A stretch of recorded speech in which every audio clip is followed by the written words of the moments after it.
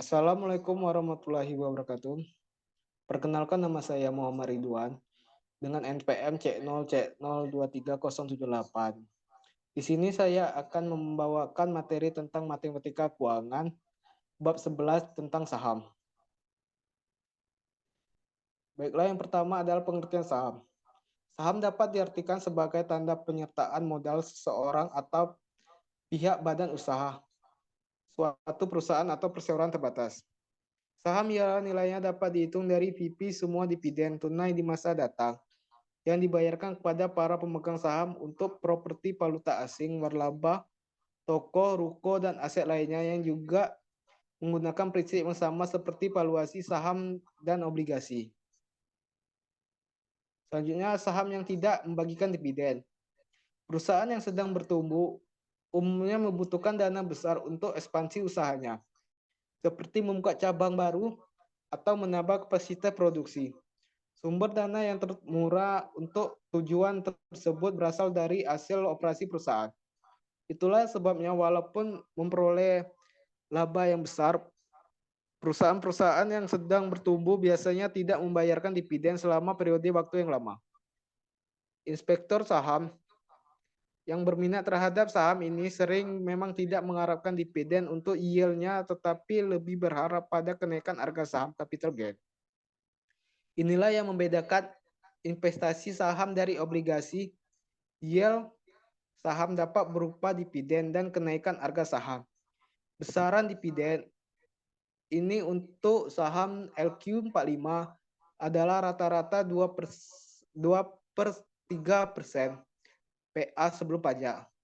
Jadi yang dimaksud dengan saham yang tidak membagikan dividen adalah saham yang tidak membayarkan dividen. Adalah saham yang tidak akan membayarkan dividen dan bukan saham yang selamanya tidak akan membagikan dividen. Baiklah, selanjutnya. Persamaan untuk menghitung saham yang tidak membagikan dividen sama seperti menilai obligasi tak berbunga.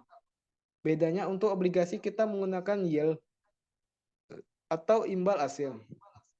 Sedangkan untuk saham kita menggunakan tingkat diskonto. Seperti pengertian di bawah ini. P0 sama dengan harga saham saat ini. PN sama dengan harga saham pada tahun N. K sama dengan tingkat diskonto atau tingkat yield-nya tahunan yang diharapkan inspektor. N sama dengan jumlah periode dalam tahun.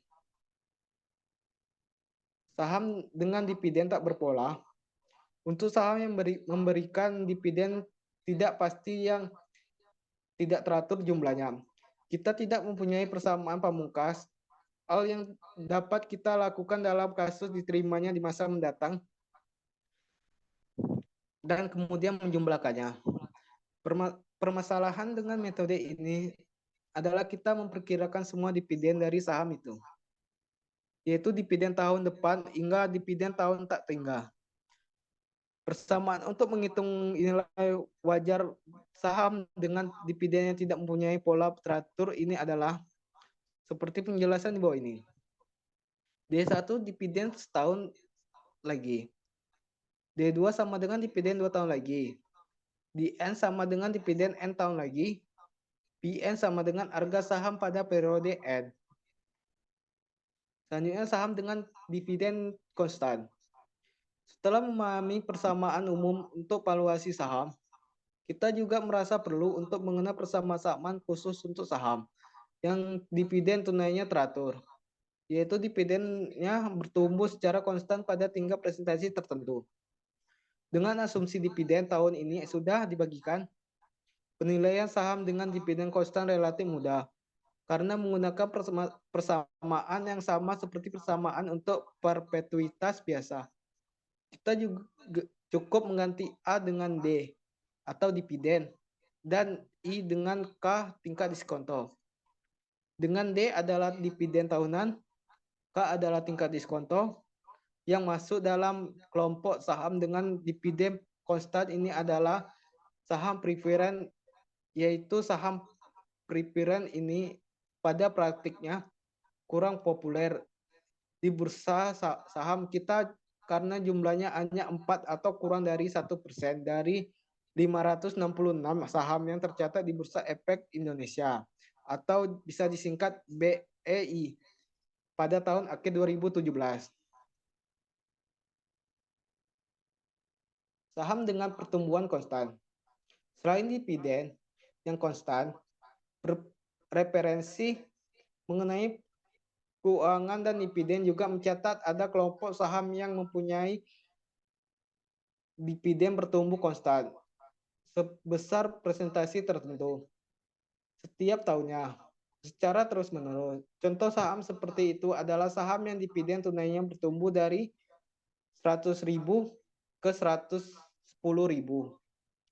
Kemudian Rp121.000 dan seterusnya atau bertumbuh 10% setiap tahunnya.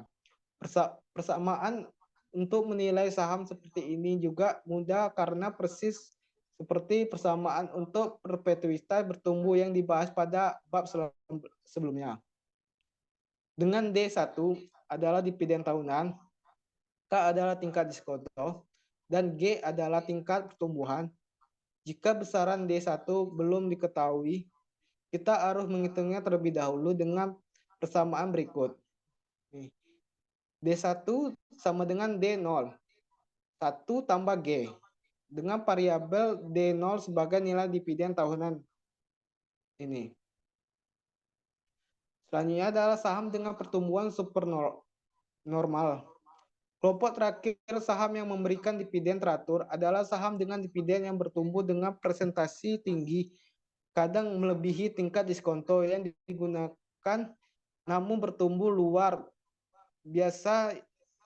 Ini tidak mungkin berlangsung selamanya. Jika ada saham yang bertumbuh tingginya dapat terus-menerus, harganya akan menjadi tidak terbatas atau sangat tinggi sekali. Kita menghitung sekarang dari seluruh dividen pada masa pertumbuhannya supernormal yang akan diterima dengan menggunakan persamaan anuitas pertumbuhnya yang telah dibahas pada bab sebelumnya. Kemudian dengan menggunakan persamaan anuitas bertumbuh yang telah dibahas pada bab sebelumnya, kemudian kita menghitung harga saham pada akhir masa pertumbuhan supernormal, PN, atau harga saham saat sebelum periode pertumbuhan normal. Harga saham adalah jumlah kedua perhitungan di atas. Persamaan adalah yaitu P0 sama dengan D1 tambah D2 tambah DN tambah PN. Persamaan dapat disesuaikan dengan persamaan unit bertumbuh. Terus menjadi seperti gambar di bawah ini. Sementara itu PN D1 tambah 1 K kurang G. Dengan demikian persamaan berubah menjadi P0 sama dengan D1 dikurang K kurang G. Kali 1 kurang dalam kurung 1 tambah GS. 1 tambah G K tutup kurung N. Tambah di N tambah K.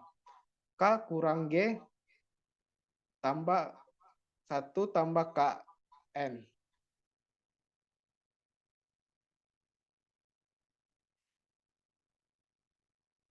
Dengan D2 sama dengan D1 tambah 1 tambah G. D3 sama dengan D2 tutup tambah kurung D1 tambah GS dan seterusnya. PN sama dengan harga saham pada akhir periode pertumbuhan supernormal. GS sama dengan tingkat pertumbuhan supernormal yaitu hingga periode N. G sama dengan tingkat pertumbuhan normal yaitu mulai periode N tambah 1. K sama dengan tingkat diskonto. Tingkat diskonto. Dari persamaan untuk valuasi saham di atas, kita mengetahui bahwa salah variabel yang penting dan menentukan adalah tingkat diskonto atau yield saham yang diharapkan investor. Penggunaan tingkat diskonto atau yang tidak tepat akan mengakibatkan valuasi juga menjadi jauh dari akurat.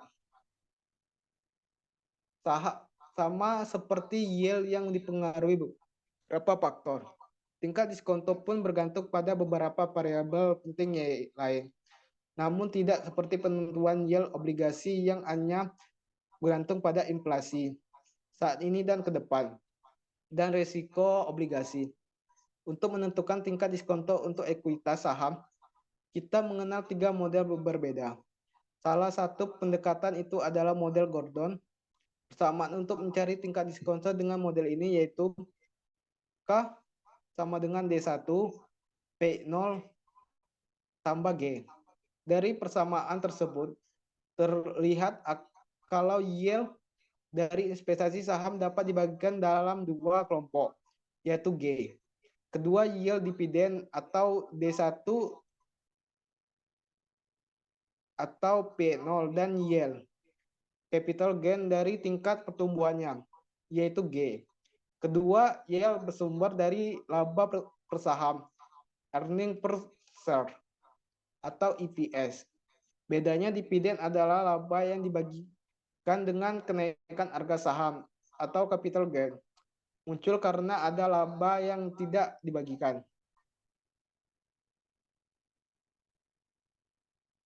Dari model penentuan tingkat diskonto lainnya untuk ekuitas adalah capital asset pricing model atau CAPM, dan yield obligasi atau bunga bebas risiko plus premi ekuitas. Model CAPM adalah model yang ditemukan pemenang Nobel Ekonomi 1990, William Shapiro. Berdasarkan CAPM, yield sebuah saham atau sebuah portofolio saham bergantung pada beberapa faktor, yaitu bunga bebas risiko, yield pasar beta, atau portofolio saham itu. Secara lengkap model CAPM untuk menentukan tingkat diskonto atau yield saham mempunyai persamaan. Seperti gambar di bawah ini. Dengan R1 sama dengan tingkat diskonto atau yield yang diharapkan dari I. RP sama dengan tingkat diskonto atau yield yang diharapkan dari sebuah portofolio saham. RV sama dengan bunga bebas risiko. PV sama dengan beta portofolio P. RM sama dengan yield pasar atau indeks saham. RM kurang RP sama dengan premi risiko pasar. Bunga bebas risiko adalah suku bunga surat berharga jangka pendek yang dikeluarkan pemerintah di Amerika Serikat. Bunga bebas risiko menggunakan bunga Treasury Bill atau TB. Sementara untuk Indonesia, surat utang jangka pendek ekuivalen dengan TB adalah surat perbendaharaan negara atau SPN, karena sama-sama dikeluarkan oleh bendahara negara atau Kementerian Keuangan.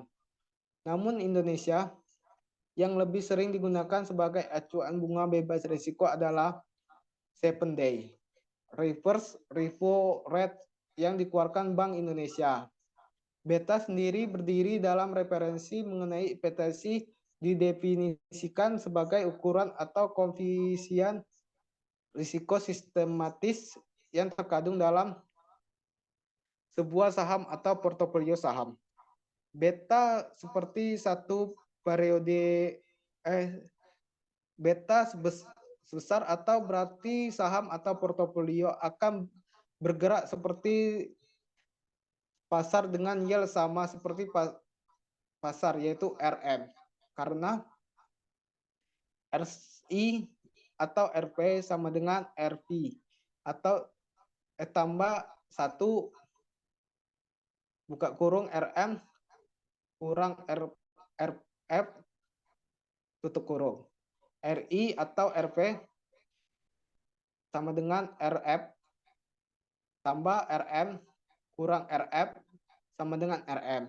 Jika beta sama dengan 2, premi risiko risk premium saham atau portofolio akan 2 kali premi risiko pasar. Baik saat yield pasar positif maupun saat yield pasar negatif.